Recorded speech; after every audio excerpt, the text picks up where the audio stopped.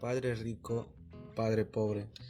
Una de las obras que más me ha gustado por la facilidad que encuentra el autor y narrador que a través de una historia contarnos y explicarnos temas tan difíciles como son las finanzas personales, el negocio, las empresas y cómo es que se mueve la sociedad a través del dinero.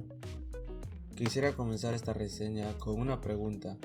¿A quién no le gustaría llegar a ese momento en el que ya no tienes que trabajar por dinero, sino en vez de trabajar por tienes que trabajar para aprender porque ya en ese momento el dinero está trabajando para ti?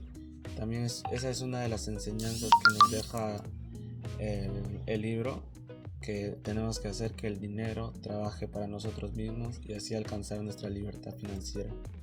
Padre rico y padre pobre de Robert Kiyosaki es uno de los libros de finanzas más exitosos del mundo y de todos los tiempos. El mismo autor, también como personaje principal, pero ya en su infancia, nos cuenta acerca de sus vivencias en la que él construye una historia tan entretenida y didáctica al mismo tiempo, de gran facilidad de entender, que se encontraba en su hogar, que era en Hawái.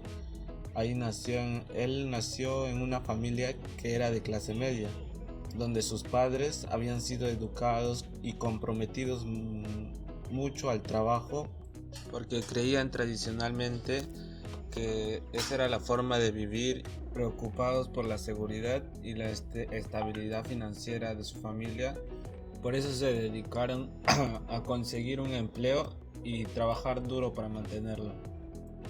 Robert desde muy pequeño era amigo de Mike, un chico con el que asistía al mismo colegio y eran muy buenos compañeros, y que por circunstancias de la vida, al mismo tiempo en el que Robert vivía con sus padres y convivía con ellos, también empezó a tener un acercamiento con el padre de Mike de forma bastante íntima, porque este era le preguntó a su padre que cómo podía hacer para ser millonario, y su padre lo había mandado con él porque decía que él tenía muchos conocimientos sobre el manejo del dinero.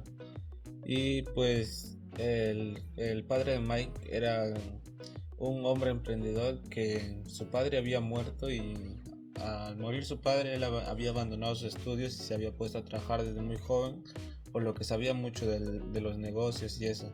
Había seguido el trabajo de su padre, sus negocios, y decía que el trabajo era su escuela y que los profesores eran los empleados que su padre había contratado. Así solía repetir el padre de Mike.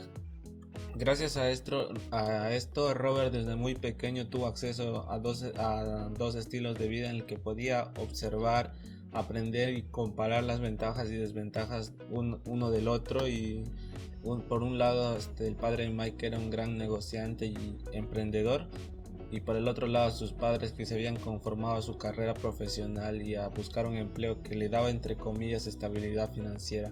Robert no podía creer que, a pesar del tiempo que había pasado y los cambios que había tenido el mundo, el modelo de enseñanza que impartía las escuelas y practicaba su padre biológico no había cambiado la estructura principal, que era ir a la escuela, estudiar mucho, luego conseguir un trabajo, trabajar durante 40 50 años, luego retirarse con la supuesta promesa de una vida mejor. Y sobre todo porque ningún modelo te puede ser exitoso si es que no tienes conocimientos financieros. Para Robert, ese modelo, promovido por los estados como el más seguro en el camino de la felicidad, puede ayudarte a salir de la pobreza, mantener una vida medianamente estable mientras pagas tus cuentas, pero simplemente te sitúa en una espiral, un círculo vicioso que no te contribuye en la generación de riqueza de ninguna manera.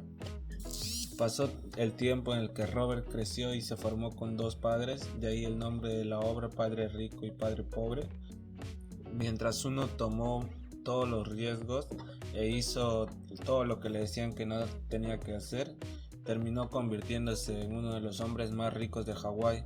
Y el otro siguió la ruta que aprendí en la escuela, lo de siempre, el trabajo duro, las buenas calificaciones, terminó la universidad con honores, tuvo buenos empleos, pero nunca aprendió de educación financiera. Y a pesar de ser un hombre preparado, él vivió una vida complicada, pagando deudas y llena de estrés, en la que nunca pudo acumular riqueza, aunque podamos pensar que se lo merecía.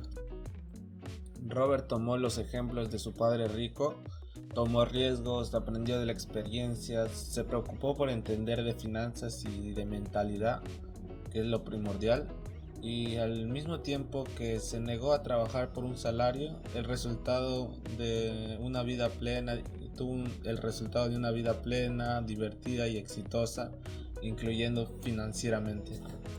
A lo largo de la obra, esta nos señala 8 principales enseñanzas enumeradas. La primera vendría a ser que la gente rica no trabaja por el dinero, sino el dinero trabaja para ellos. Segundo, que la vida está regulada por 2 emociones, el miedo y el deseo. La tercera, a pesar de ser necesario para alcanzar el éxito personal y profesional, nunca recibimos educación financiera. Cuarta, la única manera de generar riqueza es si tomamos riesgos, de eso no hay duda. 5. Las crisis financieras se basan en el ego, la arrogancia y la ignorancia financiera. Número 6. Invierte únicamente en bienes que incrementen su valor en lugar de perderlos con el tiempo, como podría ser un carro. Y 7. Una profesión te puede dar una vida decente, pero solamente un negocio te puede hacer rico. 8. Es la inteligencia financiera. También incluye aprender sobre impuestos y cómo minimizar su impacto en nuestro dinero y capital.